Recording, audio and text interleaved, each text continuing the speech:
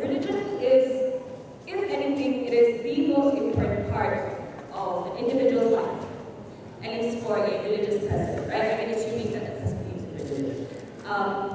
But the point is, if religion is so important to an individual's life, then you would think that that religion should continuously remain relevant in an individual's life. Therefore, we should continuously be able to criticize that religion, even if it goes to the extent of an offensive remark. In my speech, I'll be talking about two things. Number one, should individuals have the inherent right to be offensive against religion? And secondly, why religion should include offensive language. Number one, should individuals have the inherent right to be offensive against religion?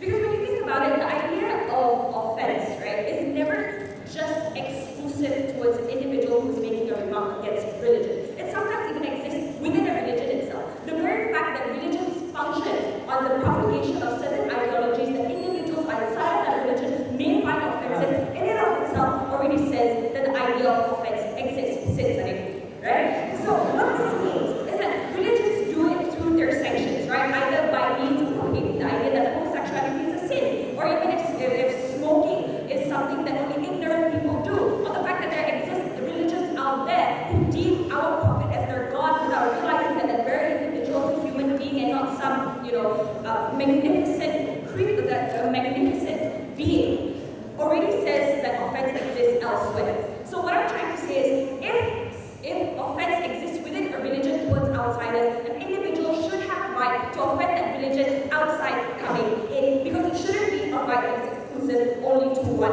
side. But furthermore, it also exists to protect freedom of religion. No.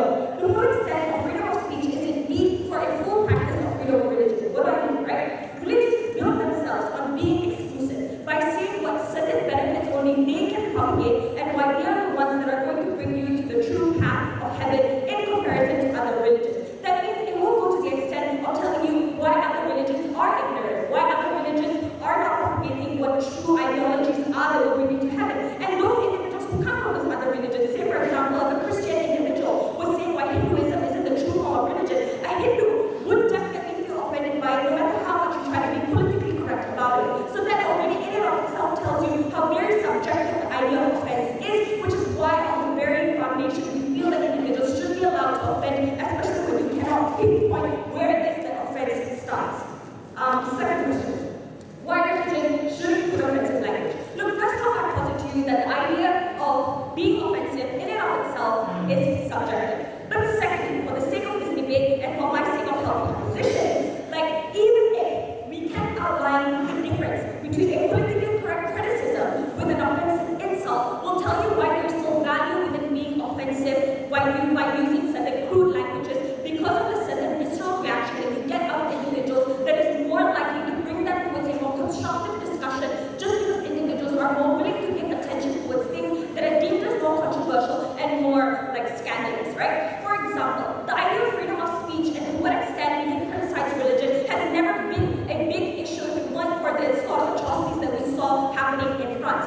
Some individuals might have the courage to go out and do their own research, but more often than not, the average individuals that are not usually involved in debates sometimes only get their information from mainstream news, and mainstream news sometimes doesn't pick up on things that aren't controversial. So we do think that there is value in things being offensive and being controversial because it gets individuals to engage in that. What does this mean? It means that you get individuals to talk about it. There is a discussion revolving around their religion that would have otherwise not exist, or even if it did, it existed at a very minute scale. But secondly, it also encourages individuals to look into the very specific parts of their religion and not just religion all throughout. What do I mean by this, right? When that YouTube video about the caricature of Prophet Muhammad being depicted and how he was, doing women wrong by having polygamous marriages, at the end of the day, people didn't just end up talking about the validity of the religion of Islam, but it ended up having individuals talk about specific nuances that exist within the sections of Islam. Like, how fair is it for polygamy to exist within Islam? To what extent can you have polygamy? If you do decide to have polygamy, what are the sort of justices that you need to ensure your wives have? These are the sort of aspects that would exist under our side of the house that would definitely be stifled under their side of the house. And we think that evolution of religion is especially important if you want to ensure religion to continuously be relevant, given the fact that circumstances of an individual's lives change. Sure. Prior to 1992,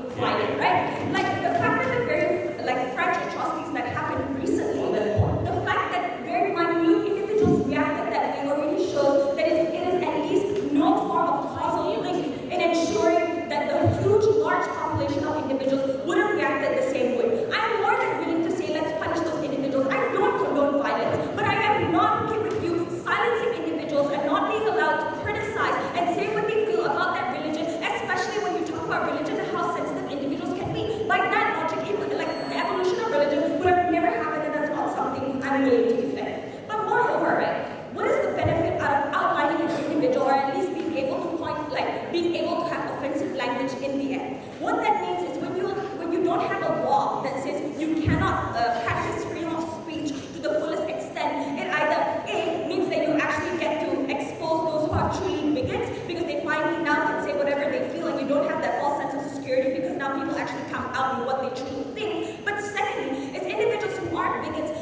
The idea about being offensive is that if someone is offensive to you, you have the right to respond. So what that means, it becomes a two-way thing and you get to engage in a discussion. That individual who is offensive to begin with will have to go back and do his research because he now knows that he has to defend himself and his bigoted concepts of what he thinks religion is. What that means is that you push the individual not just to be more educated himself, therefore probably bringing out the more merited parts towards those bigoted comments, but secondly, it's also educates other people as well because that discussion becomes more merited because it is even allowed to begin with and people go out of their way to get that information because you know that when you are offensive, people won't just let you get away with it. They will push you, which means you will have to defend, and that discussion will not happen if you're so scared to deal with the reality that some individuals actually are offensive, and that's their way of